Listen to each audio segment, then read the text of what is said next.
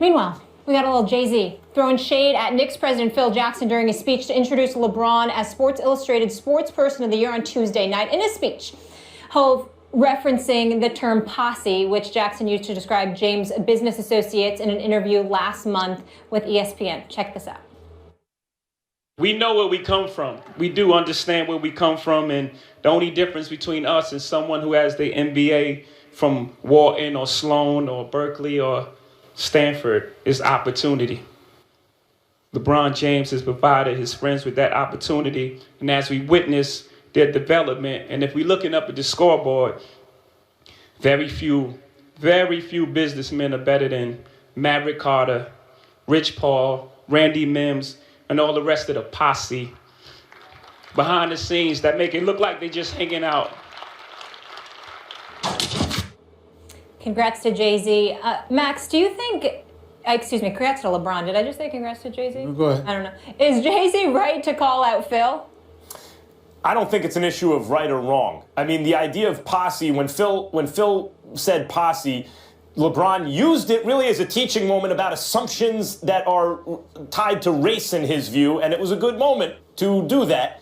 But I don't know that Phil Jackson meant it that way. And I guess that's what challenging assumptions are. Yeah, you didn't mean it that way necessarily, but you should consider what it, the message it conveys. I think Phil was using posse interchangeably with clique, crew, whatever. But still the point was well taken that LeBron made. To me, the issue is which way is the shade, who's the shade being thrown at?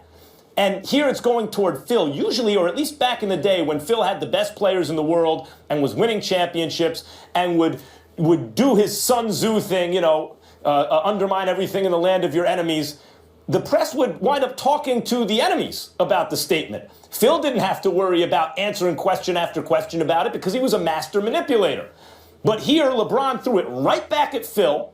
And who's the one who has to answer questions about it now? And which way is the shade going? It's going on Phil Jackson. He's the one who consistently gets asked questions, where people are making comments publicly like this, etc. And I think it's evidence that LeBron James, as I said last week, has outfilled Phil. This is a guy who has mastered now the psychological and emotional component of the NBA, which he didn't have earlier in his career, obviously, when he choked away the finals 4 consecutive fourth quarters, in Miami against the Mavericks.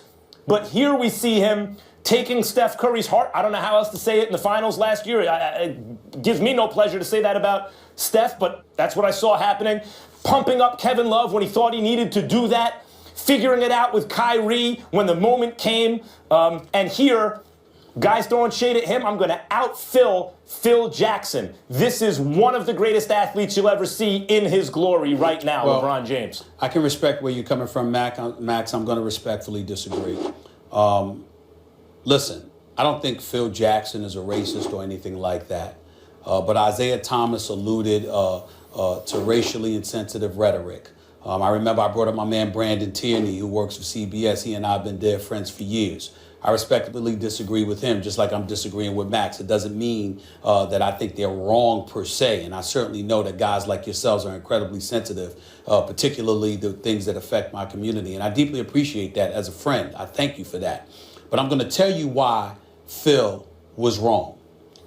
What Jay-Z alluded to is essentially the subliminal comments that people make that disguise and gloss over things that touch along racial lines. And that's exactly what Phil Jackson did. And I can prove it. Phil Jackson, Michael Jordan is the greatest player in my mind that ever lived. Michael Jordan's a 6-time champion. Michael Jordan also has a guy by the name of Fred Whitfield, who's an accomplished executive in this game. Rod Higgins, who's a former GM in this business, one of his tight friends. Charles Oakley, one of my brothers. These are just a few of the guys that Michael Jordan is considered friends. Worldwide West and others.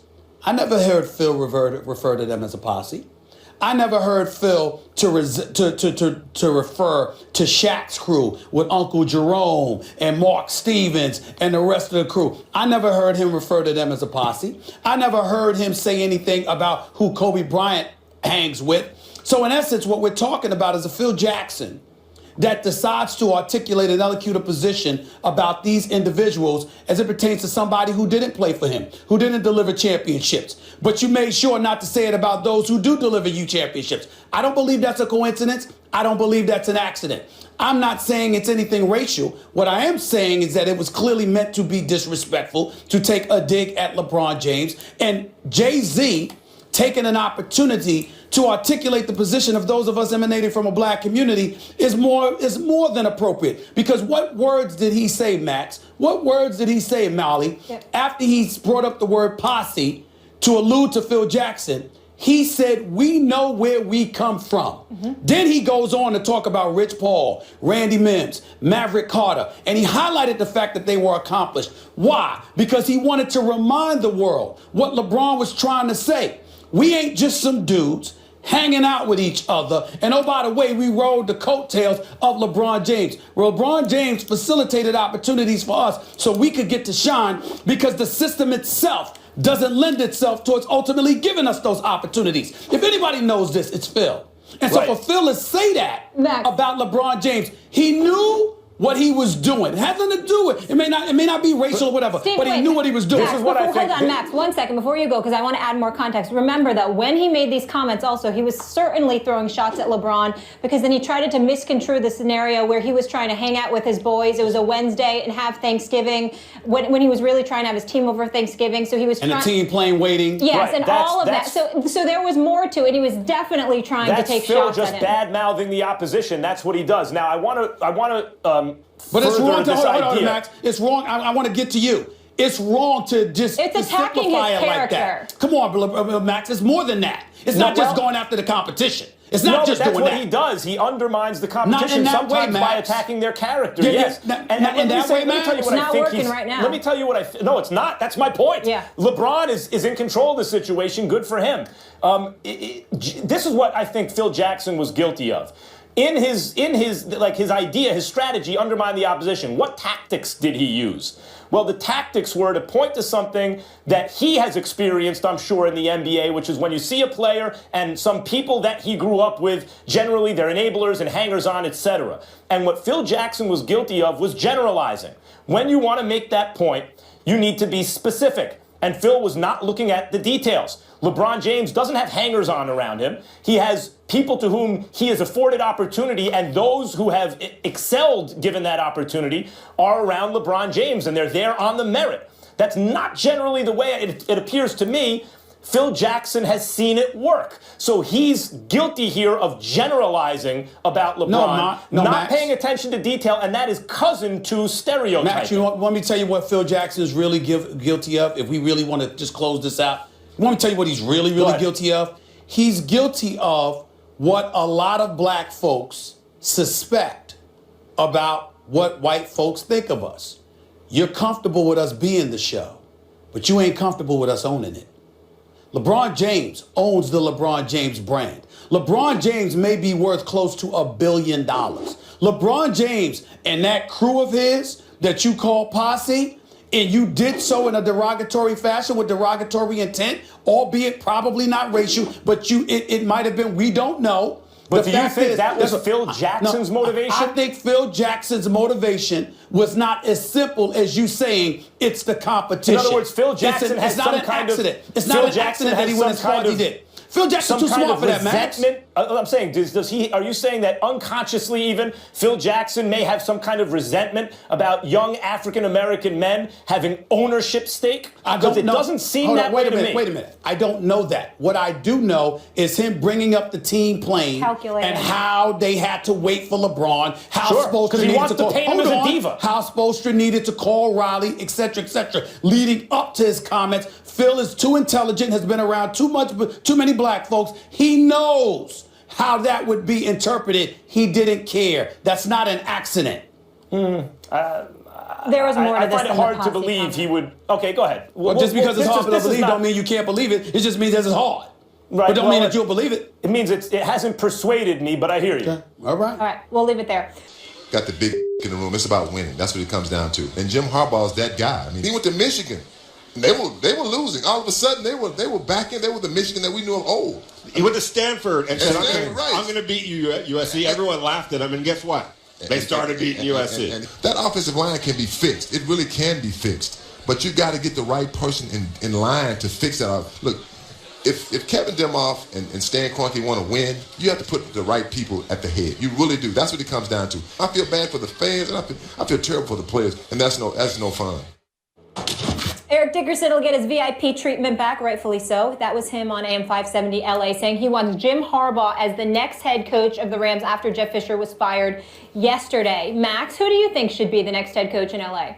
Well, of course, if you can get Jim Harbaugh, you go get Jim Harbaugh. The guy is a winner. He doesn't wear particularly well over time, it seems to me, in the NFL if you look at San Francisco. But even there, that was a tremendous, I thought over a 3-year period, when you look at all the evidence, even though they didn't win the Super Bowl, they were the best team over that period in the NFL.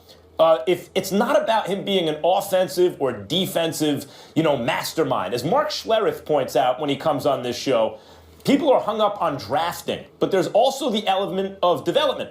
And it's not exactly the same thing as drafting. Ideally, you draft the players you want and develop them in the ways that you think that's the reason you draft them. They can become this guy ultimately. But it's not exactly the same thing. And you look at players, for example, on the Patriots. Who was Julian Edelman? Who was Chris Hogan? Who was LeGarrette Blount? Who was Malcolm Butler? Who are these people? But they get to the Patriots, and because of the way they are developed there and then the way they're deployed, they are excellent, assets for a football team. So Jim Harbaugh, wherever he goes, will do that, it seems to me, and is an elite football coach, either on the college or pro level. And if you can get him, you get him. Well, you really stepped out on a limb there, and so am I, because I completely agree with you. You want to go and get Jim Harbaugh, and the reason why you want to go and get Jim Harbaugh, and I feel sorry for saying this because part of me doesn't want him to leave the kids at Michigan and what he's built there. I'd like to see him win a national championship before he gets. I mean, we rave about Jim Harbaugh, and I love him. I think he's a great, fantastic coach.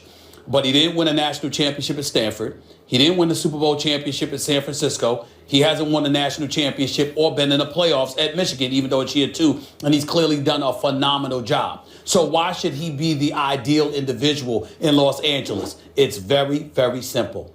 Because he got robbed in San Francisco. The fact of the matter is the San Francisco 49ers, they sat up there and they made him the scapegoat. Trent Baalke and Chip Kelly shouldn't be there, as far as I'm concerned. What they did to Jim Harbaugh is an absolute travesty. And the fact that he could end up in Los Angeles, out on the West Coast, in the same division as the San Francisco 49ers, I think would be poetic justice. And I think it's something that we all should clamor to take place. I definitely think that's the way to go. One comment about that, Stephen A. There are managers and coaches in every team sport who mean a tremendous amount to turning around the fortunes of the team. I think about Billy Martin in baseball. He was worth, he could take a last place team the year before, and just through not even acquiring players, using them certain ways and just being a brilliant baseball guy, win the division the very next year, come in second place, just a total turnaround that's unlike anybody else. And I think Harbaugh is that kind of guy. He's so intense, he can do that immediately. Like that year, you go from terrible to really, really good. But Billy Martin was not a long-term answer for a franchise or a team because the intensity burnt those guys out. And the only reservation I have for Harbaugh's candidacy as a head coach in the NFL is in college with the turnaround of players, the turnover rather, every several years, and the fact that they are college kids and you can coach them a certain way, that intensity maybe wears better. And I wonder if in the NFL, it's not that I would ever pass on Harbaugh, I would take him, he'll make you good right away. But it will be interesting to see if and when he has his next stop at the NFL level, whether that wears well over time. And maybe it's with the front office that it doesn't wear well, I don't know. But it seems to me it's possible that his level of intensity will make you great for 3 or 4 years, and then it may be time to move on. I'd like to see him again in the NFL. It'll be interesting to see their laundry list of candidates right now, former coaches and obviously coordinators. But what an opportunity to turn around football in the city of Los Angeles, that sunshine. Obviously a lot of work to do. Here's the beauty of it. There's nowhere to go but up. Exactly. It's been so awful. The bar is It's set been nice so and awful. low. The bar is set nice and low. course. And Jim Harbaugh is like the Larry Brown of football. He's Mr. Fix-It. Let's see what he does. Let's see if that's something that he would take. But they would be smart to extend the opportunity Yeah, to. it'll be interesting to see how it plays out. Coming up next.